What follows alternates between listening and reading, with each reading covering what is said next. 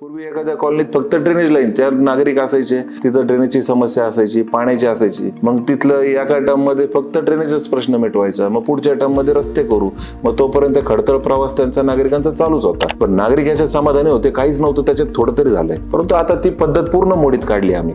भावकी नसेल तरी आमची भावकी, अवतीभोवती तीच आमची भावकी. आणि आमचे कुटुंब प्रमुख जगताप परिवार, काका असतील, संग्रामभाई असतील, आम्हाला काही नसताना आज इथं मोठ्या पदावर आणले. आज अहिल्यानगर शहरात ओळख त्यांच्या माध्यमातून झाली. आणि आमचे कुटुंबातले सर्व नातेवाईक असतील, आमचे कुटुंब असतील, अतिशय समाधानी आहेत. आज तिथं गंगा उद्यानमध्ये जर बघितलं तर आपण संग्रामभाईंच्या माध्यमातून 2.5 कोटी रुपयाचं म्युझिकल फाउंटन, जे तिन्ही जिल्ह्यात जर आसपास बघितलं तेवढं मोठं म्युझिकल फाउंटन तिथं पूर्ण झालेलं आहे.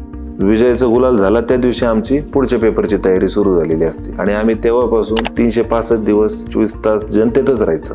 प्रभाग मोठा आहेत आणि ते काम करत असताना ॲट अ टाइम सगळीकडे पोहोचणं शक्य होत नाही. परंतु तिथं 10 ते 15 मिनिटं असेल किंवा दिवसभरामध्ये आमचा कोणीतरी सहकारी त्या नागरिकांपर्यंत पोहोचतोच. आणि नागरिकांपर्यंत समोरासमोर समस्या पाहून निरासन करण्याचा जो आनंद आहे, ते तुमच्या दालनात बसून आणून मत मागायला आपण लोकांच्या दारात जातो. मग कामं करायला जायला काय अडचण आहे. आमचे वडील जिल्हा परिषदमध्ये सरकारी नोकरी करत होते. आमचं मूळ गाव नेवासा. आमचं कुटुंब सोडलं तर आमची भावकी कोणीच नाही इथं. आम्ही आलो इथं नोकरीला. आणि एक सर्वसामान्य कुटुंबातला मुलगा, ज्याला कुठलाही राजकीय वारसा नाही, काहीच नसणारा मुलगा आज अहिल्यानगर शहर महानगरपालिकेमध्ये जगताप परिवाराने एवढ्या मोठ्या राजकीय पटलावर नेऊन ठेवलं. त्याचा नक्कीच घरच्यांना आनंद होतो ना. तर सर, आता अहिल्यानगर महापालिकेचे इलेक्शन तोंडावर आहेत आणि बरेचसे उमेदवार जे आहेत, जे निवडणूक लढवण्यासाठी इच्छुक आहेत. काही नवीन असतील, काही जुने असतील, जे परत इलेक्शनला उभे राहणार आहेत. तर आपण पण विद्यमान नगरसेवक होतात, आपले मातोश्री नगरसेवक होतात. आपण लोकांची जी जनसेवा करता नगरसेवक या माध्यमातून, तर आपण या नगरसेवकाच्या रोलमध्ये कसे आलात, काय ध्येय घेऊन आलात, आणि आपलं ध्येय त्याच्यामधनं काही साध्य झालंय का, आपलं उद्दिष्ट आहे ते साध्य झालंय का याच्यामध्ये? 2012 मध्ये ज्यावेळेस आम्ही सर्व युवक, सर्व मित्रपरिवार मोठा असल्यामुळं आम्ही सामाजिक क्षेत्रात कळत नकळत आम्ही वाहत गेलो.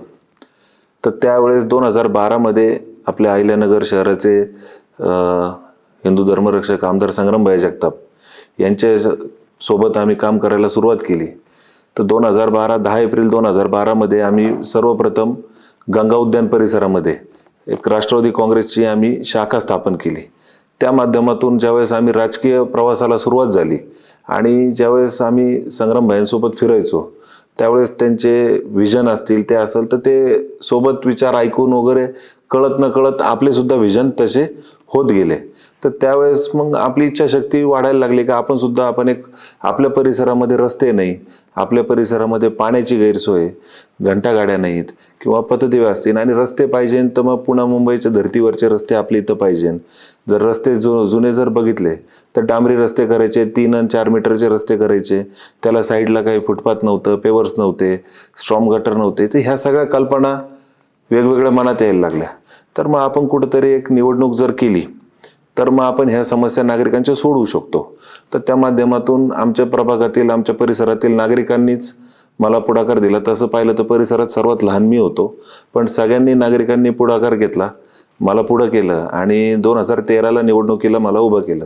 आणि प्रथम निवडणूक करत असताना कमी वयात तर संग्रामभाईंचे मनापासून आभार व्यक्त करतो का त्यांनी मला संधी दिली आणि त्यांनी मला विश्वास दाखवला आणि मी प्रचंड मताधिक्याने त्यावेळेस निवडूनही आलो तिथे.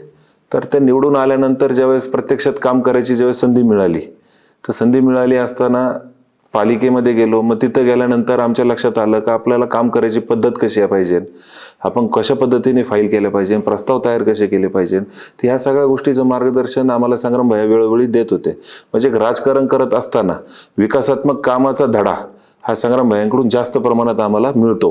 म्हणजे अद्यापही आम्ही ज्यावेळेस काम करत असतो तर म्हणजे राजकारण असेल किंवा बाकीचे जे सर्व विषय असतील त्याच्या पलीकडं सर्वाधिक जास्त चर्चा ही विकास कामांवरच आहे. आणि विकास कामं कशी केली पाहिजे, कशा माध्यमातून तुमची कामं झाली पाहिजे, नागरिकांचे प्रश्न मुळापर्यंत कसे गेले पाहिजे आणि ते मुळापर्यंत जाऊन ते सोडवण्याचं काम कसं पद्धतीने होईल, मग त्याचा पाठपुरावा कसा केला पाहिजे, तर ह्या सर्व गोष्टी आम्हाला नकळत आम्ही शिकत गेलो. आणि एक विजन डोक्यात होतं का आपला प्रभाग हा म्हणजे मला आजही आठवतं 1 जानेवारी 2014ला ज्यावेळेस संग्राम भैया आमची इथं फेस 2 लाईनचं उद्घाटन करायला आले होते, तर मी त्यावेळेस भाषणात म्हणलो होतो की भैया तुमचा सारसनगर परिसर ज्या पद्धतीने विकसित झाला तर येत्या काही वर्षात तुम्ही आमचाही परिसर तसं विकसित करून देताल, असे नागरिकांनी आम्ही त्यांच्याकडे मागणी केली होती.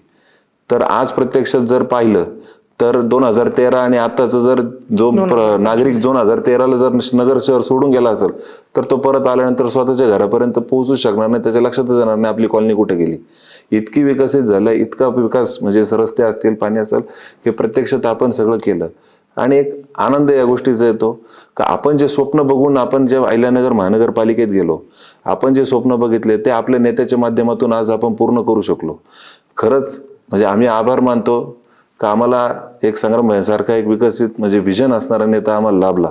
त्याच्या माध्यमातून आम्ही सर्व या गोष्टी करायला एकदम म्हणजे जे विजन आम्ही ठेवलं होतं का आपल्या प्रभागामध्ये कशा पद्धतीचं एक डेव्हलपमेंट पाहिजे, म्हणजे सर्व म्हणजे रस्ते पाणी सोडून दुसऱ्या काय ऍक्टिव्हिटी पाहिजे, त्या सर्व गोष्टी आम्ही आज प्रत्यक्षात पूर्ण केल्या.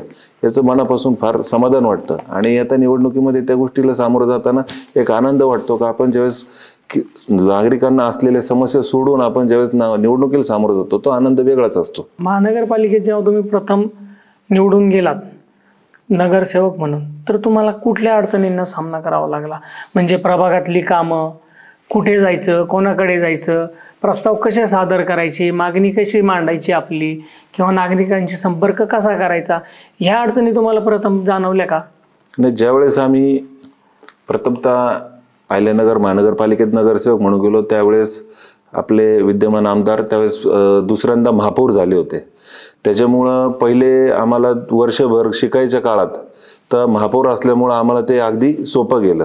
कारण ते स्वतः बसून सगळे प्रस्ताव, इंजिनियर संबंधित विभाग, कोणते कोणते विभाग महापालिकेत काम करतात, कोणत्या कोणत्या विभागातून कोणती कामं केली जातात, आणि ज्यावेळेस आम्ही नागरिकांमध्ये समस्याला सामोरं जायचो आणि ज्यावेळेस आम्ही याच्या गोष्टीचं एक नियोजन केलं का आपल्याला प्रामुख्याने प्रथम कोणता प्रश्न सोडवला पाहिजे, पाण्याचा प्रश्न सोडवला पाहिजे, मग पाण्यावर काम करावं लागेल. मग नुसतं पाणी करून सॉल्व्ह नाही होणार, कारण पाण्यासाठी रस्ते खोदणार, ड्रेनेज लाईनसाठी रस्ते खोदणार, मग रस्ते खोदलेले तसेच पडून राहणार. मग तिथं गेल्यानंतर कळालं का जुनी पद्धत अशी होती, एका टर्ममध्ये फक्त ड्रेनेजच करायची, दुसऱ्या टर्ममध्ये रस्ते करायचे. हे जुने काही लोकांकडून आम्ही तिथं पाहायला मिळालं, पण म्हणलं असे नाही तर काही होणार, सर्व एकत्र होणार, हे काम सर्व एकत्र होत नाहीत. नाही, पूर्वी होत नव्हतं ना, तेवढ्या प्रमाणात पैसे नव्हते तेवढ्या प्रमाणात. आणि त्यावेळेस आता मी सांगतो ना, ज्यावेळेस संग्राम भाईंचे त्यावेळेस विजन चेंज होत गेले ना, जसं शहराचं नेतृत्व बदलत गेलं तसे तसे कामाच्या पद्धती तुम्ही 2013 पासूनच्या आताच्या कामाच्या पद्धती सगळ्या बदलल्या ना. तुम्ही सगळं बघितलं. पूर्वी एखाद्या कॉलनीत फक्त ड्रेनेज लाईन, त्या नागरिक असायचे, तिथं ड्रेनेजची समस्या असायची, पाण्याची असायची, मग तिथलं एका टर्म मध्ये फक्त ड्रेनेजच प्रश्न मिटवायचा, मग पुढच्या टर्म मध्ये रस्ते करू, मग तोपर्यंत खडतळ प्रवास त्यांचा नागरिकांचा चालूच होता. पण नागरिक याच्या समाधानी होते, काहीच नव्हतं त्याच्यात, थोडं तरी झालंय.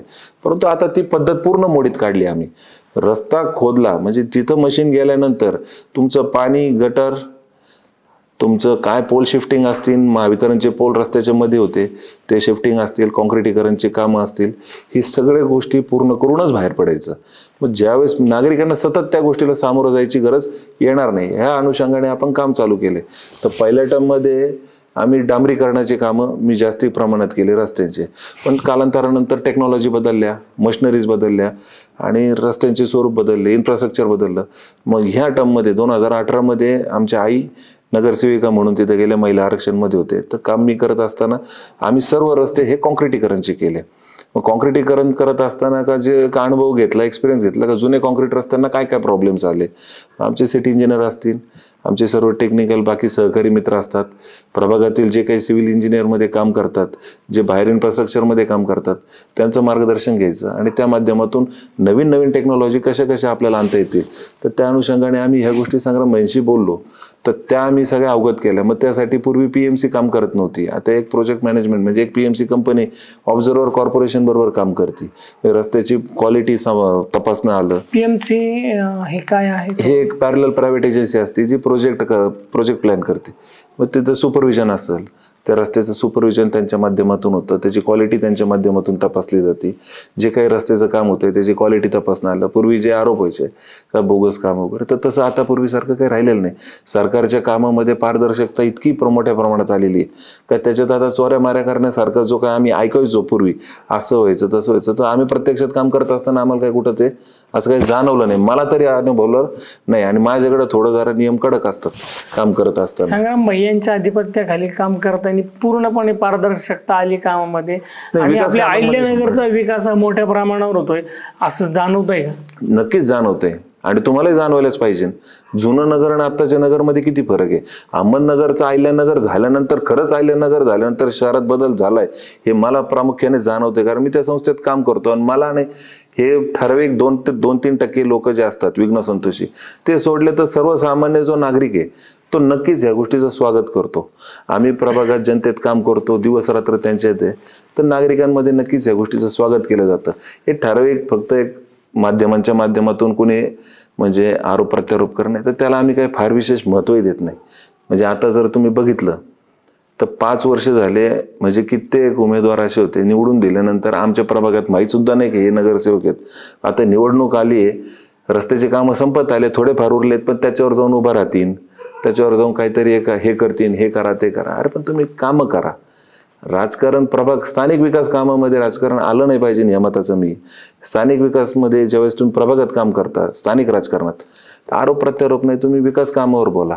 तुम्ही काहीतरी म्हणजे विरोधकांना पण म्हणणं आहे का तुम्ही फक्त हातापाया पडून मतं मागता, तर ते न करता तुम्ही 5 वर्ष जनतेच्या संपर्कात राहणार. बरं तुम्ही तुमचे वरिष्ठ नेते असतील त्यांच्याकडे जा, त्यांच्याकडून काही निधी आणा, आम्ही तुमच्याबरोबर काम करू. प्रभागात नागरिकांच्या समस्या सोडवायला आम्ही सोबत येऊ, त्याच्यात राजकारण करायचं काही अधिकार नाही. आणि मलाही ते पटत नाही. पण तुम्ही सगळं संपत आलं, एवढे शेकडो कोटी रुपयाचे कामं प्रभागात पार पडले, संपुष्टात आले, आता उघड निवडणूक आली, पाया पडायच्या, 4 गोळा करायचे आणि तिथं जाऊन काहीतरी आपलं स्टंट करायचं आणि ते व्हिडिओ बनवून व्हायरल करत बसायचे. त्यात काय मला तथ्य वाटत नाही आणि आम्ही त्याची दखलही घेत नाही, कारण आता आम्ही त्यांच्या विकास कामाच्या माध्यमातून आम्ही खूप पुढं निघून गेलेलो आहे. आता लोक ते विसरून गेले. एखादा दारात येतो, पाया पडतो, 10 वेळा डोकं पेटवून काय काय सांगा निघून जातो. आता ते लोक त्या गोष्टी एक्सेप्ट करत नाही. लोक म्हणतात काम कर, म्हणजे जुनी म्हण होती बाप दाखवण्याचं श्राद्ध घाल, तशी पद्धत आता अहिल्यानगरमध्ये सुरू झाली. कारण लोकांना आता नवीन नवीन अपेक्षा वाढल्या. आता रस्ता गटार हे केल्यानंतर लोक आता ओपन स्पेस डेव्हलपमेंटच्या मागे लागलो आम्ही. जवळपास 40% प्रभागातले ओपन स्पेस माझ्याकडून पूर्ण करण्यात आलेले आहेत, परंतु अद्यापही काही ओपन स्पेस बाकी. पण प्रामुख्याने आम्ही काम करत असताना आम्ही मूलभूत गरजांवर काम केलं. काही वर्षानुवर्ष मूलभूत गरजाच पूर्ण नव्हत्या आपल्याकडं. पाणी, रस्ता, गटर, लाईट, कचरा समस्या ह्याच पूर्ण नव्हत्या. तर प्रामुख्याने आम्ही त्याच्यावर काम केलं. आता त्याच्यानंतर सेकंडरी पार्ट येतो तुमचा कॉस्मेटिक, म्हणजे तुमचे ओपन स्पेस बनवणं आलं, मुलांना खेळण्याला करून देणं आलं, ज्येष्ठ नागरिकांसाठी भवन बांधणं आलं, स्पोर्ट्स कॉम्प्लेक्स बांधणं आलं, म्युझिकल फाउंटन करणं आलं. गंगा उद्यान हा एक त्यातला भाग आहे. गंगा उद्यान हा सावडीमध्ये अतिशय लोकप्रिय झालेलं ठिकाण आहे. ते तुमच्याच कार्यकाळात झालेलं असं. गंगा उद्यानचं जर बघितलं तर ज्यावेळेस आम्ही पहिले अहिल्यानगर महानगरपालिकेच्या ताब्यात होतं तर तिथली परिस्थिती अतिशय खराब होत चालली होती. आणि आम्हाला माहिती होतं त्या चौकात भविष्यात आपल्याला तो चौक काय बनवायचा आहे, तो विजन ठेवून आम्ही जर कॉर्पोरेशनची एवढी मोठी प्रॉपर्टी जर ती खराब होतीये, तिची म्हणजे तिची व्यवस्थापन नाही, तिथलं गार्डन म्हणल्यानंतर तिथले कटिंग आल्या, झाडं व्यवस्थित करणं आलं, तर ह्या सगळ्या गोष्टी तिथं अस्तव्यस्त झाल्या होत्या. तर आम्ही या गोष्टीची ज्यावेळेस चर्चा केली, आमच्या वरिष्ठ नेत्यांशी चर्चा केली, तर त्यांना म्हणलं याचं ब्युटी करा आणि ते एक व्यवस्थित एजन्सी मार्फत चालवायला दिलं तर त्याची देखभाल आणि व्यवस्थित होईल. आज तिथं गंगा उद्यानमध्ये जर बघितलं तर आपण संग्राम यांच्या माध्यमातून 2.5 कोटी रुपयाचं म्युझिकल फाउंटन, जे 2-3 जिल्ह्यात जर आसपास बघितलं तर एवढं मोठं म्युझिकल फाउंटन तिथं पूर्ण झालेलं आहे, अद्याप चालू आहे तिथे. त्याचं लोकार्पण सोहळा येत्या काही दिवसात लवकरच होईल. म्हणजे अतिशय तिथे एम्पी थिएटर केलेलं आहे. म्हणजे तुम्ही जर तिथं जाऊन बघितलं तर तुम्हाला लवकर लक्षात येईल की आपल्या अहिल्यानगर शहरमध्ये एवढी मोठी वास्तू तयार झालेली. आणि ते साहजिक आहे, आम्ही नगरसेवक असल्यामुळे आमची कायम चक्कर असते, तिथली पाहणी करतो आम्ही. ते काही चुकीचं असेल तर ते आम्ही निदर्शनावर तिथं त्वरित त्याच्यावर ॲक्शन घेतो. आणि आज जर तुम्ही गंगा उद्यान चौक जर म्हणले, जो मिस्किन म्हणत तो कधीच कोणाच्या लक्षात नव्हता, पण आज जर बघितलं तर जवळपास अहिल्यानगर शहरातला सगळ्यात मोठा चौक आज हा काही दिवसात तयार होतोय. तर 60% काम पूर्ण झाले, 40% काम अद्याप बाकी आहे. परंतु तिथं काम केलेलं जर तुम्ही प्रत्यक्षात जाऊन बघितलं तर नक्कीच तुमचे डोळे मोठे होतील. इतका मोठा चौक येत्या काही दिवसामध्ये शहरामध्ये तो नागरिकांसाठी खुला केला जाईल वाहतुकीला, आणि त्याचं काम एक महिन्याभरात पूर्ण होऊन जाईल. येत्या 5 वर्षात तुमच्या नगरमध्ये किंवा तुमच्या प्रभागामध्ये तुम्हाला काय विकास घडवून आणायचा, तुमचं काय ध्येय आहे त्याच्यामध्ये?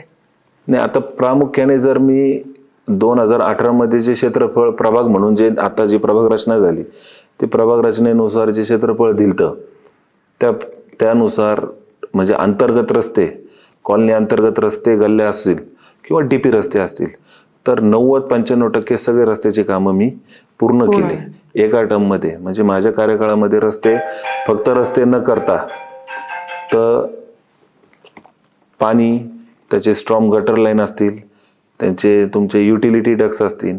पूर्वी रस्ता केला तर मग कोणती तरी एक कंपनी येते, तिची केबल टाकायची, त्याला खोदायचं, किंवा कोणीतरी त्या रस्त्यालगत राहणारा नागरिक असतो, त्याचं काहीतरी काम निघतं, त्याला रस्ता परत खोदणार. मग ह्या आपण टीका वारंवार ऐकायचो. तर त्याच्या प्रोव्हिजन्स आता सगळ्या करण्यात आल्या. म्हणजे रस्ता किमान तरी 25-30 वर्ष खोदायची काही गरज पडणार नाही, आणि त्याच्या सगळ्या प्रोव्हिजन्स आपण अंडरग्राऊंड आता पूर्ण करत येतोय. जे रस्त्याचे काम स्लो चालू आहे तर ते ह्या सगळ्या गोष्टीची पूर्तता आपल्याला करावं लागते. आणि काही ठिकाणीची कामं आताच थांबलीत तर त्याला टेक्निकल अडचणी आहेत, काही नगररचना विभागाचे असतात काय, कारण एवढे मोठे प्रमाणात मोठमोठे रस्ते करायचे म्हणले तर तेवढ्या अडचणी पण तेवढ्या आम्हाला सामोरं जावं लागतं. परंतु एक चांगलं आहे का आम्ही सगळ्या गोष्टी सामोरं जाऊन पूर्णत्वास आणलंय. आणि आता प्रभागातील रस्ते हा प्रामुख्याने जो विषय होता तो पूर्ण आणला, आणि निस्ते रस्ते नाही केले तर दर्जेदार मोठे रस्ते, त्याला फुटपाथ असतील, जिथं आम्हाला स्ट्रॉंग गटर असेल, ह्या गोष्टी केल्या. प्रभागामध्ये गंगा उद्यान चौक असन, टीव्ही सेंटर चौक असन, नवीन चौक येतोय अष्टविनायक अपार्टमेंट पाशी, जिल्हाधिकारी कार्यालयाची तर जुळणार जो रस्ता आहे माऊली संकुल ते जिल्हा, तो एक चौक मोठा करतोय. पारिजात चौक एक मोठा करतोय. एकविरा चौक एक मोठा होतोय. परत तुम्ही जर यशोदानगर कमानीपासून स्वर्णनगर चौककडे जाता तर तिथे एक मोठा चौक करतोय. सपकाळ हॉस्पिटल पाशी एक चौक होतोय. म्हणजे असे हे चौक मोठे करणे, रुंदीकरण करणे, एक कुठेतरी इन्फ्रास्ट्रक्चर चेंज होतं. चौक मोठा झाल्याने तिथं छोटे छोटे धंदे येतात, व्यवसाय उद्योग, त्यांचं व्यवस्थित व्यवस्थापन करावं लागतं, व्यवसाय येतात आणि त्यांना कुठेतरी चालना मिळते. नक्कीच ना, तिथं वाहतुकीचा प्रश्न प्रथम मिटतो. एक रुंदीकरण झाल्यानंतर एक शहरीकरणाची वाटचाल सुरू होती, आणि तिथल्या त्या आसपासच्या एरियामध्ये इन्फ्रास्ट्रक्चर जर तुम्ही गेले 5 वर्षामध्ये बघितलं तर शहरामध्ये उंच उंच इमारतीचं जे जाळं सुरू झालं ते हे तुमचं शहरीकरणाची वाटचाल आहे. आणि ही प्रभागामध्ये जर बघितलं आमच्या तर तुम्हाला मोठ्या प्रमाणात दिसून येईल का मोठमोठे इमारती, आणि नागरिकांचं वास्तव वाढलं, व्यवसाय वाढले, आणि जे काही हॉकर्स असतील त्यांचं व्यवस्थापनाचं पण नियोजन आम्ही करतोय. तिथे आता चौक जे बनवतोय तिथं आम्ही म्हणजे जो सर्वसामान्य जो गोरगरीब लोक असतात ज्यांचे हॉकर्सवर व्यवसाय असतात, म्हणजे तुमच्या बिडीच्या गाड्या वगैरे, त्यांचे सुद्धा आम्ही नियोजन व्यवस्थित करतोय तिथे. मला एक सांगा, आता जेव्हा मी एक सामान्य नागरिक म्हणून मी जेव्हा आमच्या प्रभागाच्या नगरसेवकाला फोन करतो, माझा प्रश्न साधा असतो, माझ्या घरासमोर झाडाची फांदी रोडवर आली, मला ती कापून द्या. असे पण फोन तुम्हाला पण येतात का? येतात ना. नाही, आता ती फांदी काढून द्या, आता 2 गोष्टी येतात. कारण की खूप छोटे छोटे गोष्टी असतात. म्हणजे मी पण सामान्य नागरिक म्हणून कायद्याने जर गेलो तर ती फांदी काढायची अशी पद्धत आहे, प्रोसेस. त्यात त्या फोटो काढा, त्याचा एक अर्ज द्या. आयलंड महानगरपालिकेत दिल्यानंतर एक वृक्ष समिती असते, तिथं आमची महानगरपालिका वन विभागाची लोक असतात, त्याला ते मंजुरी देतात, आणि ती फांदी काढायला मग वन विभाग, गार्डन विभागाचे लोक येऊन काढतात. तर ही जी प्रोसेस असते ती प्रोसेस खूप लेंदी असते. ती महिन्यातून एक मीटिंग असते. झाडाच्या फांद्या तर महावितरण वगैरे असेल त्याच्या ह्याच्यातून, आणि किरकोळ जर धोकादायक जर फांदी असेल तर मग ते आम्ही आमच्या लेवलला कामं, काही गोष्टी अद्यापही म्हणजे आमचे सर्व सहकारी नगरसेवक असतील तर 40-45% कामं हे आम्ही आमच्या खाजगी यंत्रणेकडूनच अद्याप करून घेतोय. महानगरपालिकेकडे गेलं तर तिथं महानगरपालिकेचा आस्थापनाचा प्रॉब्लेम आहे, आर्थिक आहे, काही गोष्टी आहेत, आणि नागरिकांना आता सर्व्हिस इम्पॉर्टंट आहे. म्हणजे आमच्यासवर केलं, जर एखाद्या तुम्ही जर फोन केला आणि मला फांदी काढा, आणि जर मी तुम्हाला म्हणलो का असं एक अर्ज तुम्ही महानगरपालिकेत नेऊन द्या, तर त्यानंतर तुमच्या मनात प्रश्न येईल, मग याला कशाला मतं दिलेत आम्ही? साहजिक. तर प्रत्येक कायदेशीर प्रक्रिया आहे, ती प्रक्रियेनुसार करावं लागतं. आणि जर ती झाडाची फांदी अगदी मोठी असेल किंवा झाड तोडायची मागणी असेल तर त्याला आम्ही प्रोसेस असतो ती आम्ही आमच्या माध्यमातून करून घेतो, आणि म्हणजे तुम्हालाही कुठली अडचण येणार नाही. पण आम्ही जास्तीत जास्त आमचा आग्रह असा असतो का झाड तोडण्यावर भर देऊ नका.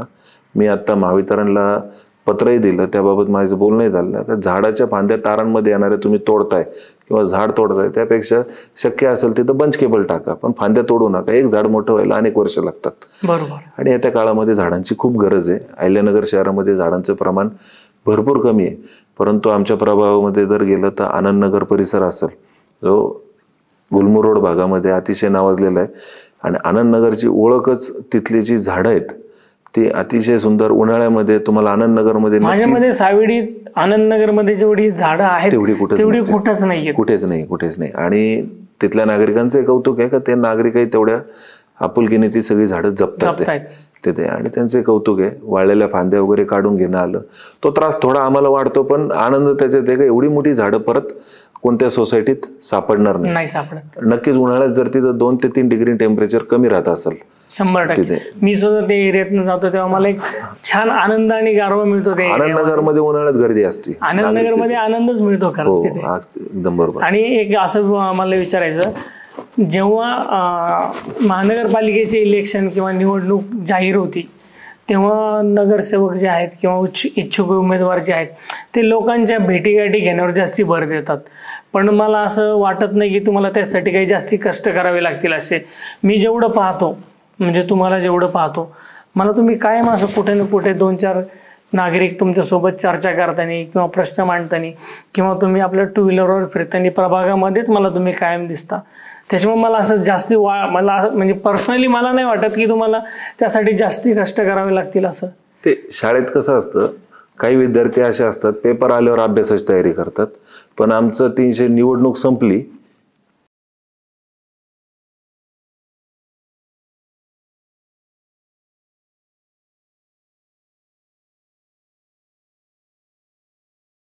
त्यामुळे निवडणूक आली तरी असं काय फक्त प्रचाराचा म्हणजे प्रचार फेरी आणणं, भेटीगाठी आलं, याच्या व्यतिरिक्त आमची कामं ही चालूच राहतात. अद्यापही आता आमचे नवीन इच्छुक उमेदवार असतील ते पाया पडायची मोहीम एक चालू आहे आता, म्हणजे घरोघरी जाऊन पाया पडायच्या. तर ह्या मोहीम करण्यापेक्षा तुम्ही त्यांचे प्रश्न मिटवा. त्यांनी ज्या गोष्टीसाठी तुम्हाला त्या संस्थेत पाठवलंय त्या गोष्टीची पूर्तता करा ना. की नुसतं पाय पडणं हे तुमच्या संस्काराचा भाग आहे. अगदी वयोवृद्ध लोक आहेत त्यांचे पाय पडलेच पाहिजे, त्यांचे आशीर्वाद घेतले पाहिजे, पण फक्त पाया पडून मतं मागणं याच्या मी विरोधात आहे. मला ते माझ्या तत्वात पटत नाही. तुम्हाला ज्या कामासाठी त्या संस्थेत पाठवलंय त्या कामावर जास्त भर आपण दिला पाहिजे. हा पायंडा आपण बदलला पाहिजे का तुम्ही ज्या कामासाठी तुम्हाला त्या संस्थेत पाठवलंय, तुम्हाला ज्यावेळेस नागरिक एक विश्वासाने तुम्हाला मतदान करतात तर तुम्ही त्यांचे जे काही समस्या असतील, ज्या कॉर्पोरेशनच्या महानगरपालिकेच्या समस्या असतात त्या सोडवण्यावर भर दिलं पाहिजे. ह्या मताचं मी आहे. त्या प्रामुख्याने ते करा. सेकंडरी तुमचे रिलेशन मेंटेन केले पाहिजे, वयोवृद्ध लोकांचे आशीर्वाद नक्कीच घेतले पाहिजे, त्याबाबत विरोध नाही. परंतु फक्त पाय पडायचे आणि मतं मागायचे हे आता लोक बदलून गेले. लोक सावडी उपनगरमध्ये ज्यावेळेस विकास ऍक्च्युअली दिसला त्यांना, ज्यावेळेस ही रस्त्याची दर्जेदार कामं बघितली तर लोक ह्या गोष्टीला आता स्वतःहून बोलायला लागले. आता हे 5 वर्ष झाले, आता मधल्या काळात निवडणूक लागणार होती रेग्युलर 5 वर्ष संपल्यानंतर, तर त्या काळात मग आमची इथं अचानक डस्टबिन आल्या, काहीच नाही त्या रस्त्याला. कुठं रस्त्याचं त्या माणसाने कधी एक रस्त्याचं उद्घाटन केलं नाही, एक रस्ता केलेला नाही, पण डस्टबिन आल्या, वाटल्या घरोघरी जाऊन. आणि निवडणूक अचानक कळालं का आता कॅन्सल झाली. आता 2 वर्ष संपत येतील निवडणूक, म्हणजे आपली 5 संपून आता निवडणूक आली, आता परत आली 2 वर्ष, मधल्या काळात परत गायब झाले. आणि मग आल्यावर नंतर म्हणजे काय आमची आता अर्धवट कामं चालू आहेत, त्या कामावर जायचं, कुठेतरी काहीतरी लोकांना दिशाभूल करायची, हे आम्हीच केलंय, आमचंच आहे असं. पण ते लोक आता आम्हाला तिथून फोन करतात आलेत पाया पडायला. म्हणजे हे लोकांना कळून चुकलं. 10 वर्ष झाले तुम्ही पाया पडणं सोडून दुसरं काही करू शकले नाही. तर मग आता ते, आणि प्रभागामध्ये विरोधक असतील किंवा आमचे जे कोण सहकारी सोबत येतील, प्रभागात कामच ठेवलेले नाहीत. फक्त नागरिकांनी लाईट बंद पडली तर कळवणे, सफाई कर्मचारीने आला तर साफसफाई करून घेणे, तुमच्या घंटागाडीची गाडी येते आपल्याकडे, ती नाही आली तर ती पाठवणे, साफसफाई करून घेणे, याच्या व्यतिरिक्त प्रभागात कोणतेही असे काही मोठी कामं राहिलेले नाहीयेत. आपण जेवढं पाहतो नगरसेवक जे आहेत, भाऊ दादा याचप्रमाणे किंवा आणखीन काय तात्या काका वगैरे असं त्यांना बोलवलं जातं, पण तुम्हाला तुमच्या प्रभागातले जे नागरिक आहेत ते तुम्हाला नावाने हाका मारतात. आता मी लहान आहे आणि मला हक्काने लाड्या तोरेवर बोलतात, हे त्यांचं प्रेम आहे. पूर्वीपासून माझ्याशी बोलताना सर्व कोणत्याही कुटुंबात गेले तरी ते मला आरेतुरेनेच आवाज देतात. म्हणजे आता मी 2023 पासून माझ्या वय 23 होतं तेव्हापासून त्या संस्थेत गेलो आणि मी सगळ्यात लहान होतो, मी पहिले सांगितलं. तेव्हापासून मला आरेतुरीवर बोलतात आणि मलाही आनंद आहे, आपुलकी आहे. आणि अद्यापही आणि लहान मुलंही सुद्धा आरेतुरीवरच बोलतात तिथे. आता कधी म्हणजे 4 लोकात असेल तर आवाजावर घालतात. आता थोडं 10 वर्षाचं 12 वर्षाचं फरक झाला, पण फोनवर तर मला आरेतुरीवरच जवळपास 90% फोनवर तर सगळे आरेतुरेच बोलतात नागरिक. आणि हक्काने आवाज देतात, हक्काने बोलतात आणि मला त्याच्यात आनंद आहे.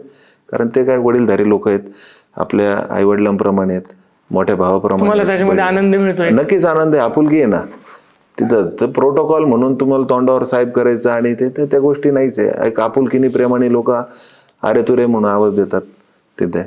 आणि मी कधी काही लोकांना असं ऑफिसमध्ये या, मग तुमच्या समस्या माझ्या समोर मांडा आणि मग मी त्या समस्या सोडवतो, मग परत पुढच्या आठवड्यात भेटायला या, मी अद्यापपर्यंत तसं काही कोणतं कार्यालय केलेलं नाही. तुमची समस्या आहे तुम्हाला फोन करा, मी तुमच्यापर्यंत येईल. मला जरी नाही येता आलं तरी आमचे सहकारी मित्र तुमच्यापर्यंत पोहोचतील, पालिकेचे कर्मचारी, तुमच्या समस्येचं निवारण होईल आणि नक्कीच नंतर मी येऊन भेटतो. कारण आता प्रभाग मोठा आहेत आणि ते काम करत असताना ॲट अ टाइम सगळीकडे पोहोचणं शक्य होत नाही. परंतु तिथं 10 ते 15 मिनटं असेल किंवा दिवसभरामध्ये आमचा कोणीतरी सहकारी त्या नागरिकांपर्यंत पोहोचतोच. आणि नागरिकांपर्यंत समोरासमोर समस्या पाहून निरासन करण्याचा जो आनंद आहे ते तुमच्या दालनात बसून आणून मतं मागायला आपण लोकांच्या दारात जातो. मग कामं करायला जायला काय अडचण आहे? लोक कशाला आपल्याला दारात आणायचे? मग कामं पण करायला त्यांच्या दारातच जायला पाहिजे ना. मतं मागायला आपण लोकांच्या दारात जातोच ना. तुमच्या प्रभागातला तुमचा एखादा असा छानसा संवाद किंवा छानसा अनुभव सांगता का? तुमच्या लोकांमध्ये जे आहे, प्रभागातले लोक आहेत त्यांच्याशी आलेला तुमचा एखादा छानसा अनुभव? गेले अनेक दशकापासून 2018 मध्ये गुलमोहर रोडचा वरचा परिसर माझ्या प्रभागात आला. म्हणजे नगर असन, कल्पतरू असन किंवा ममता गॅस गोडाऊन शेजारचा परिसर असेल, किर्लोस्कर, प्रभात कॉलनी, हा जो काही परिसर आहे गुलमोहर रोड लगतचा, अनेक दशकापासून एक समस्या होती. थोडा जरी पाऊस झाला तर तिथं लोकांच्या घरात पाणी जायचं खूप. आणि मी तिथं काही नातेवाईक राहिले होते, त्यांच्यामुळं मी पण नगरसेवक इकडं जरी झालो असेल तरी तिथं जात होतो. आणि ज्यावेळेस मला प्रत्यक्षात त्या भागाची नगरसेवक म्हणून लोकांनी एक विश्वास दाखवला, मला निवडून दिलं, तर मग मी आमचे सिटी इंजिनियर असतील, आमदार साहेब स्वतः तिथं आले. एकदा भर पावसात आम्ही पाहणी करायला आलो की इथं काय मार्ग काढावा लागेल. कारण तिथं राहणारे सर्वसामान्य लोक आणि एक पाऊस येणार, एक तुम्ही कसं तरी एक फ्रीज घ्यायचा, बेड घ्यायचा, घरातले घरसंसार उपयोगी सामान घ्यायचं आणि तो पाऊस येतो आणि ते सगळं नासधूस करून निघून जाणार. घराचं संसाराचं अस्तव्यस्त व्हायचं. तर ह्या गोष्टी आम्ही खूप विचार करायचो, याच्यावर काहीतरी आपल्याला सोल्युशन करावंच लागेल. आणि मी एक आश्वस्त करायचो दरवेळेस गणपतीत तिथं गेलो का, मी सांगायचो तुमचा प्रश्न मी सोडवल. पण तिथून गाडीत बसल्यानंतर छातीत धडकी भरायची का ते सोडवायचं कसं. मग याबाबत आम्ही आमदार संग्रामभाईंशी वारंवार चर्चा केली की साहेब आपल्याला हा प्रश्न हा एकदम जिव्हाळ्याचा प्रश्न आहे, हा सोडवाच लागेल. तर ज्यावेळेस आपल्या राज्याचे उपमुख्यमंत्री अजितदादा पवार यांनी शहराला भरघोस निधी दिला, त्यामध्ये आम्ही प्रामुख्याने त्या सगळ्या प्रोव्हिजन ज्या गोष्टी आम्ही प्रत्यक्षात बघितल्या का पाणी कोणत्या मार्गाने येतं, कुठून जातं आणि याला काय करावं लागेल. तर मग आपण सागर हॉटेलची इथून असेल, तुमच्या BTR मधून असेल किंवा फॉरेस्टचं असेल, ते ह्या सर्व नाल्याचं जे पाणी सागरिका कॉलनीतून येतं, लाल बंगल्यापासून ते नगर मार्गे आतमध्ये जायचं. तर मग ह्या सगळ्या गोष्टीचा आम्ही एक अभ्यास वारंवार पावसात पाहायचो. पूर्ण पाणी जाऊस तर आम्ही तिथं फिरायचो, लोक आशेने आमच्याकडे पाहायचे. पण ज्यावेळेस मग आम्ही ते प्रत्यक्षात काम सुरू केलं, 30-35 फूट खोल पाईप आम्ही टाकले. एकविरा चौकातून तर अष्टविनायक अपार्टमेंट म्हणजे समतानगरपर्यंत, कोपऱ्यापर्यंत टेलिफोन एक्सचेंज मार्गाने आम्ही तिथं 900चे पाईप टाकले. आणि हे पाईपाचं काम चालू असताना थोडं एक पाईपाचा अडथळा झाला आणि त्यावेळेस खूप पाऊस आला. अतिशय सगळ्या घरांमध्ये पाणी गेलं आणि काम चालू होतं. नागरिकांना म्हणणार काम चालू आहे थांबा. तर आम्ही तातडीने ते पोल शिफ्टिंग करून आमचं काम पुढं नेलं. आणि त्याच्यानंतर पाऊस बंद झाला. म्हणलं आता पाऊस आला तर ट्रायल होईल, पाणी येतंय नाही येतंय.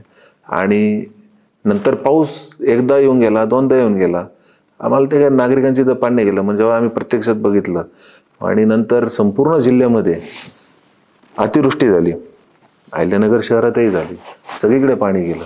पण आमचं नगर असन, कल्पतरू असन, गॅस गोडाऊन परिसर असन, ममता गॅसचं परिसर असेल, तो सर्व परिसरामध्ये एक थेंब पाणी नाही, कोणाच्या घरात पाणी नाही, कुठेच नाही, सगळ्यांचं व्यवस्थित सगळं जे त्यांच्या दारात पडले तेवढंच पाणी.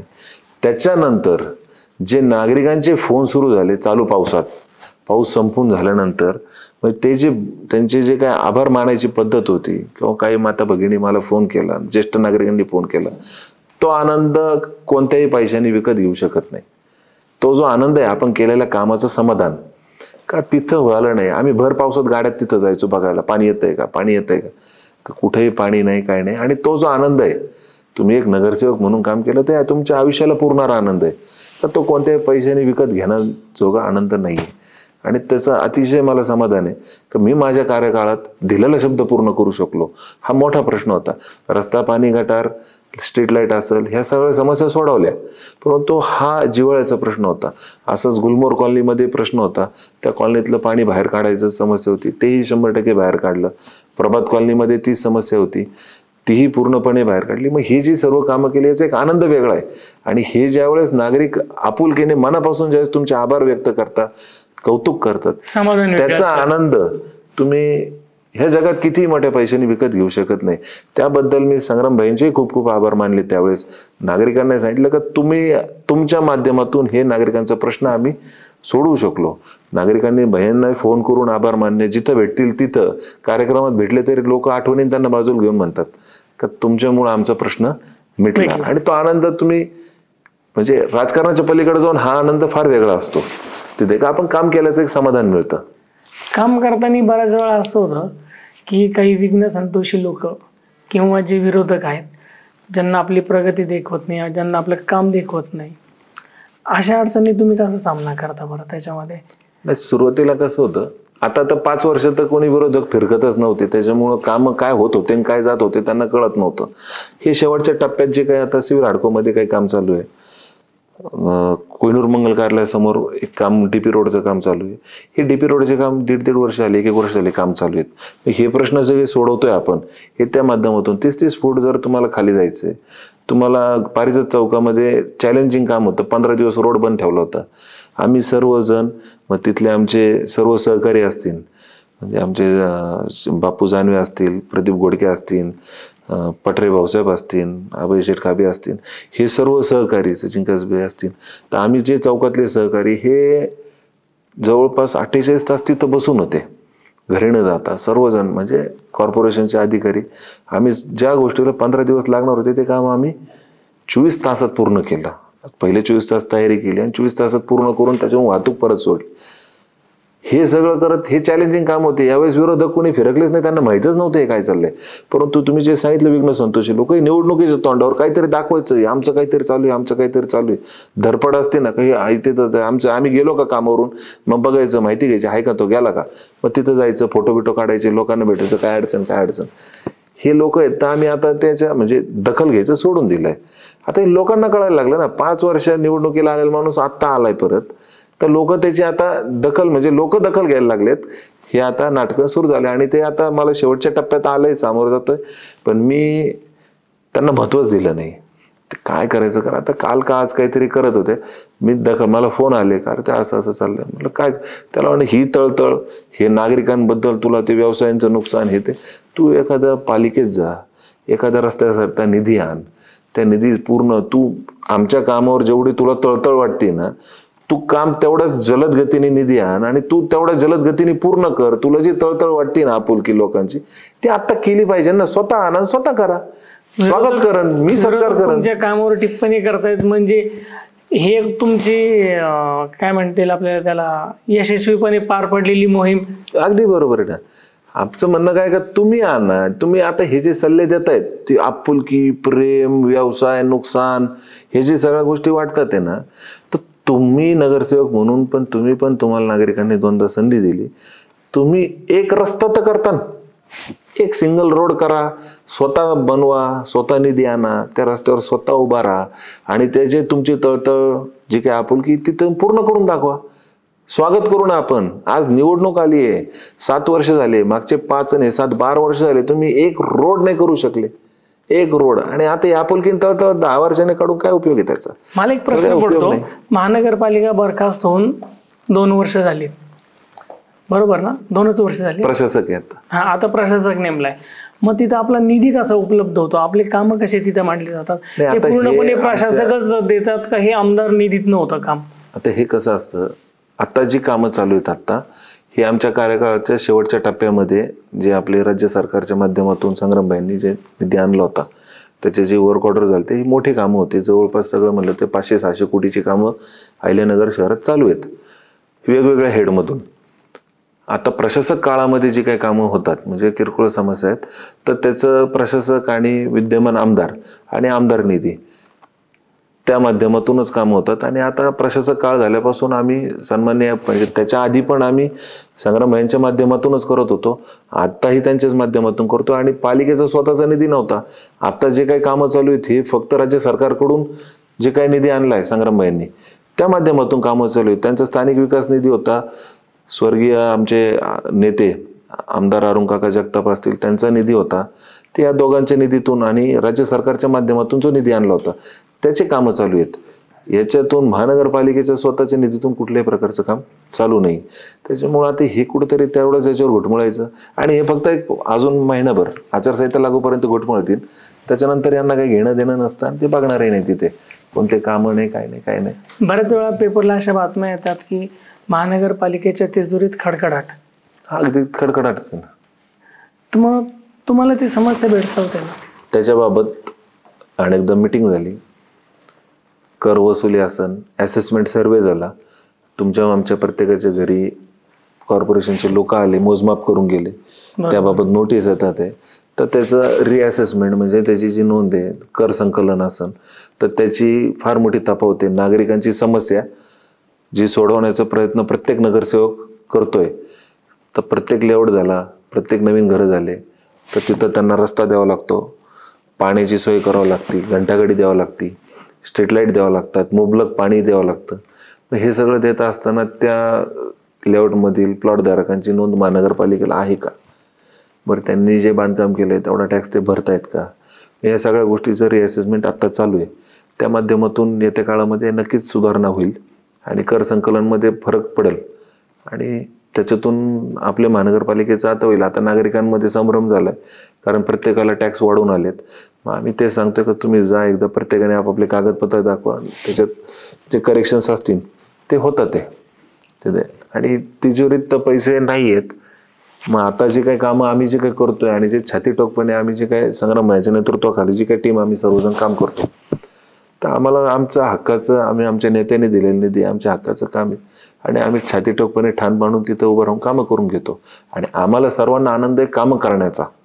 जे एक योगायोग आमची टीम पण सर्वजण असे आहेत का सगळ्यांना एक क्रिएटिव्ह काम तर सगळेच करतात हो, पण क्रिएटिव्ह कामं करायची, एक विकासात्मक काहीतरी वेगळं कॉल झालं पाहिजे ना आपल्या. त्या अनुषंगाने आम्ही काम करतो, त्या पद्धतीने आमची कामं चालू आहेत.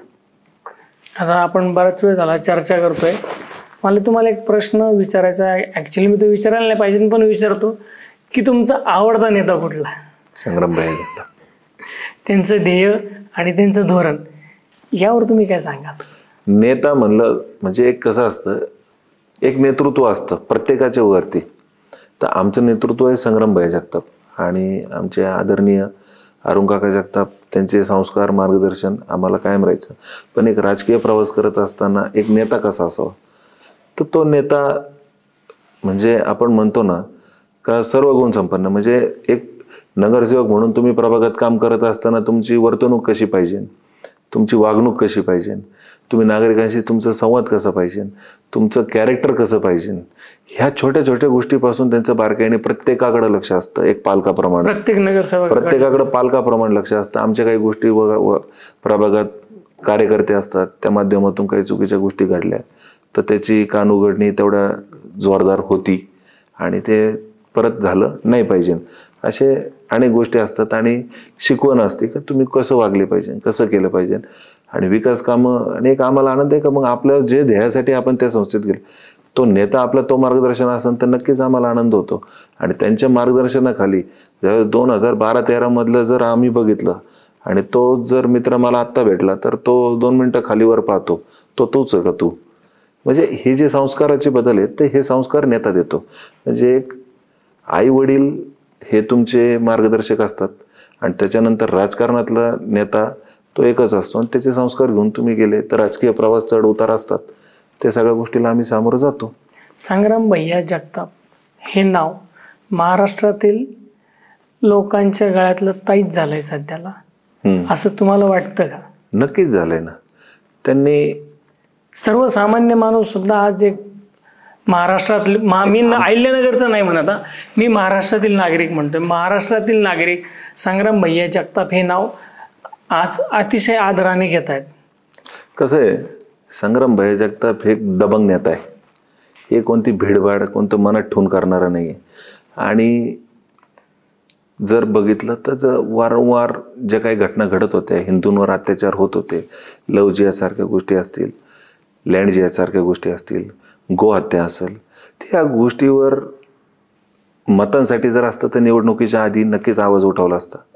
पण निवडणुकीनंतर ह्या गोष्टी वारंवार मोठ्या प्रमाणात ज्यावेळेस यायला लागल्या आणि एक कुठंतरी एक राजकारणात तुम्ही ज्यावेळेस एवढ्या मोठ्या पदावर जाता आणि तुमचं नेतृत्व, तुमचं पद जर तुम्ही तुमच्या धर्मासाठी जर उपयोगात येत नसन तर तुमच्या त्या पदाला महत्त्व नाही. जर तुमचं धर्म अडचणीत आहे, तुमचं समाज अडचणीत आहे आणि तुम्ही ह्या दोन मतासाठी जर तुम्ही हे सगळे लोक गोळा करायचे आणि ते सांभाळायचे तर ते एक लिमिट नंतर आम्ही ते सोडून दिलं आणि ते म्हणले मला पटणार नाही.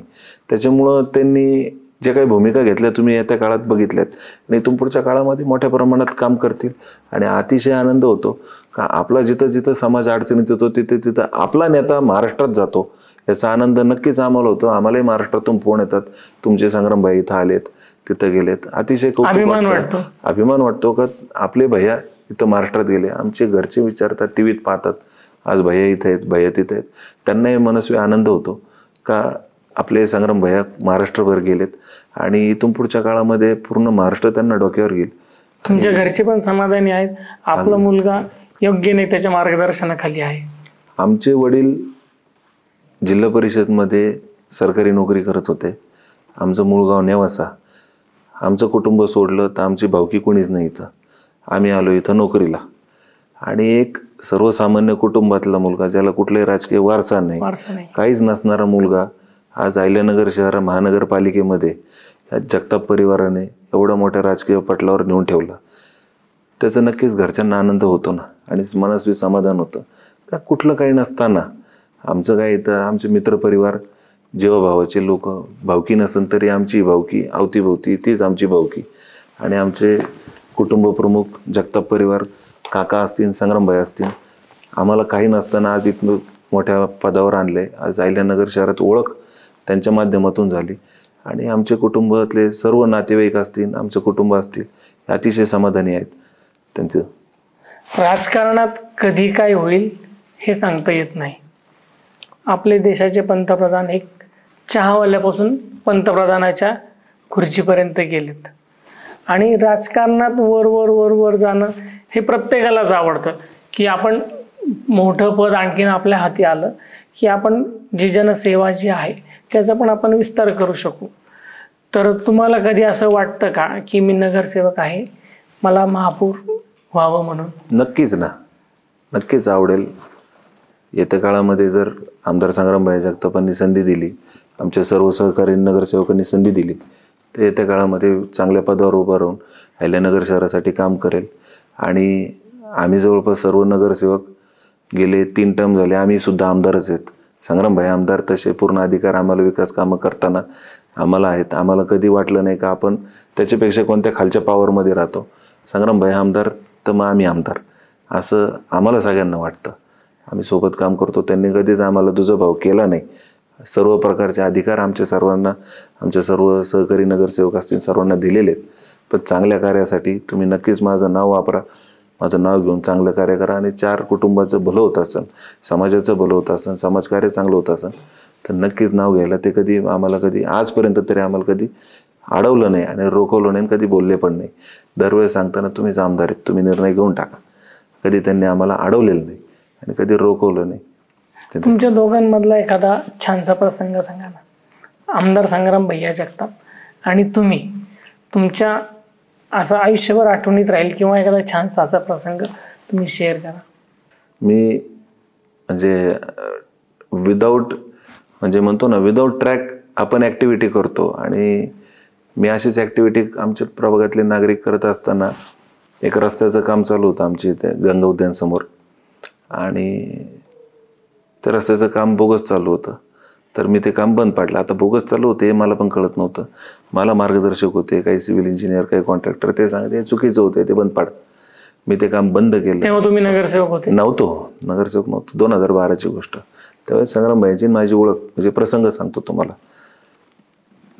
तिथून आम्ही महानगरपालिका कुठं आहे ती कळाली, तिथं गेलो, मग ती समस्या मांडल्या, शिकत गेलो या सगळ्या गोष्टी. हे करत असताना एकदा मी आमच्या प्रभागातील नागरिक घेऊन तिथं गेलो आणि तिथं संग्रामबाईंची आमची भेट झाली. त्यावेळेस त्यांनी बघितलं, त्यानंतर त्यांनी आम्हाला बोलून घेतलं, तू काय करायचं काय नाही, पुढचा राजकीय प्रवास. मग तिथं आमचे भरपूर बोलणं झालं आणि तिथून पुढं माझं जीवनपट पूर्णपणे बदलला. ही तुमची पहिली भेट? आणि तिथून जी भेट झाली, त्यांच्या ऑफिसमध्ये गेलो आणि तिथून पुढं त्यांनी जे ते मी मार्गदर्शन, तुला जर तुझ्या ध्येयापर्यंत जायचं असेल तर मी सांगतो तसं तुला त्या पद्धतीने जावं. मग आमची वर्तणुकीत बदल केले, वागणुकीत बदल केले. मग जुना जो खोडसा स्वभाव होता, जुन्या काही सगळ्या गोष्टी होत्या त्या आम्ही तिथंच सोडून दिल्या आणि तिथून पुढचं जीवनपट बदलत गेला आणि आज इथपर्यंत आम्ही आलोय. आता इथून पुढचा प्रवास त्यांच्या सोबत काय जो होईल तो होईल, पण सोबतच होईल जो काय होईल तो. तुम्ही आज आमच्या स्टुडिओत आलात, आपल्या भावना आमच्याशी शेअर केला, आपला राजकीय प्रवास आम्हाला सांगितला, याबद्दल आम्ही आपले हार्दिक आभारी आहोत. आणि अजिंक्य बोरकर हे नाव जसं आज प्रभागामध्ये प्रेमाने, खूप प्रेमाने घेतलं जातं, तसंच एक महापौर म्हणून सुद्धा नगर जिल्ह्यात किंवा पूर्ण महाराष्ट्रात सुद्धा हे नाव फेमस व्हावं, यासाठी आमच्या तुम्हाला सदिच्छा. धन्यवाद. तुम्ही मला इथं बोलवलं त्याबद्दल मी तुमचे खूप खूप आभार व्यक्त करतो आणि एक छान संवाद केला, छान मनोगत तुमच्या माध्यमातून व्यक्त करण्यात आलं, त्याबद्दल मी तुम्हाला खूप खूप आभार व्यक्त करतो व पुढच्या कार्याला शुभेच्छाही देतो.